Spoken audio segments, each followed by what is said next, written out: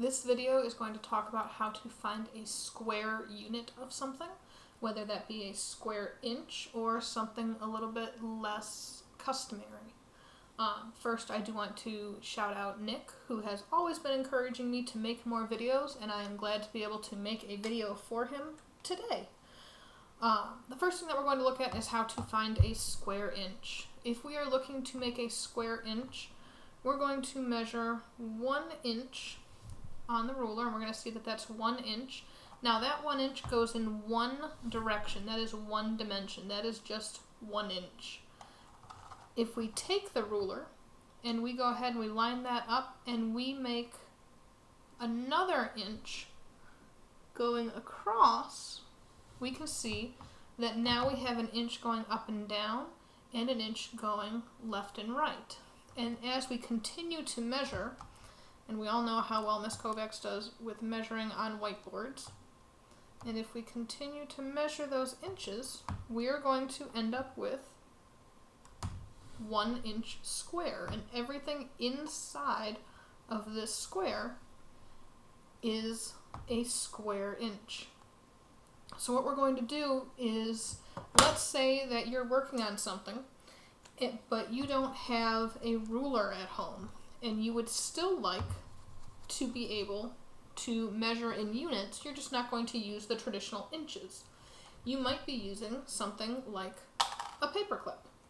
And what we can do is we can go ahead and we can use paper clips to make a square paperclip. So this measure right here would measure 1 paperclip. You can see how that measure is 1 paperclip.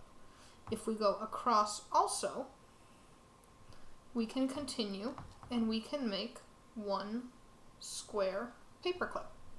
It is very important that if you use more than 1 paperclip, you make sure that your paperclip is the same size. Because as you can see, if I try to make 1 paperclip this way, by using paper clips of different sizes, I'm going to end up with something that is not a square. This is not 1 square paperclip. This is 1 paperclip by 1 mini paperclip, whereas this is 1 regular paperclip by another regular paperclip. And when we find the area, it's 1 times 1, which is 1 square unit.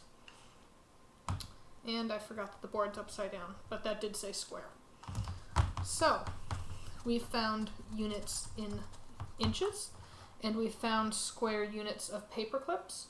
You might be using something else. You might be using a dollar bill of some weird denomination that you happen to have lying around the house. We can make a measurement of 1 square dollar bill.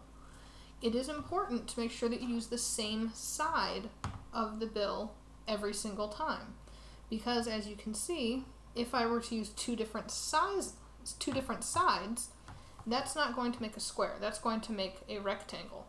So I want to make sure that my measurements are consistent every single time. It doesn't matter which side I use, as long as I'm using the same, either the length or the width. I just have to pick one or the other. So here we have a square unit of a dollar bill. Or I might say a square unit by using the thinner side of the dollar bill.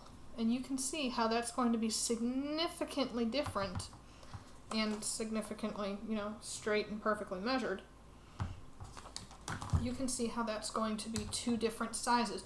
You can use either one as long as you're consistent every time with how you're measuring. So if I'm going to use the long side of the dollar bill to measure something going across, then I'm going to use the bigger square unit. If I'm going to use this side, then I'm going to go ahead and I'm going to use the smaller one. And I would make sure that you're specifying that on any sort of assignment that you might have that's showing up, maybe at home, that you're doing from the comfort of your home. You might also measure things by using regular old pens that you have, or really nice fancy pens, depending on what's going on. So I might go ahead and I might make a square unit of a pen. And you can see how this square unit is right here. Now it is important not to measure the square unit like that, because as you can see, that does not make a square. That in fact makes a trapezoid.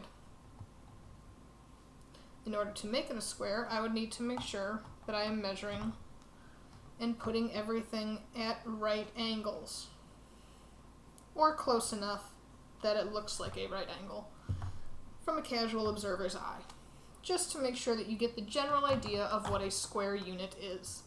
Doesn't have to be 100% perfect, but it makes sense to try to make sure that you're close. You might also use a book that you have lying around. I can make a square unit, and again, I can use either the long side or the short side. I'm going to use the long side of the book. I'm going to use the spine of the book. The spine of the book is where the pages are attached. It's not this part that you flip through.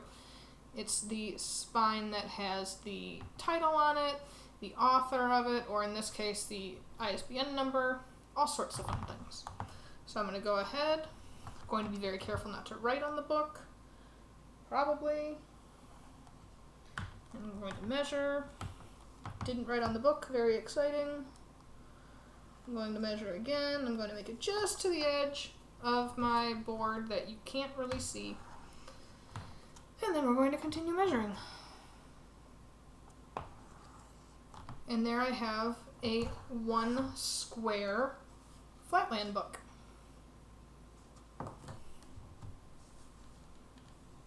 And then, of course, you might find less conventional things around the house. You might find a cool little figurine that you happen to have lying around. And you might notice that that cool little figurine has an easy-to-measure base. If you try to measure using a general toy that does not have a base here, then you need to be very careful that you know where you're measuring.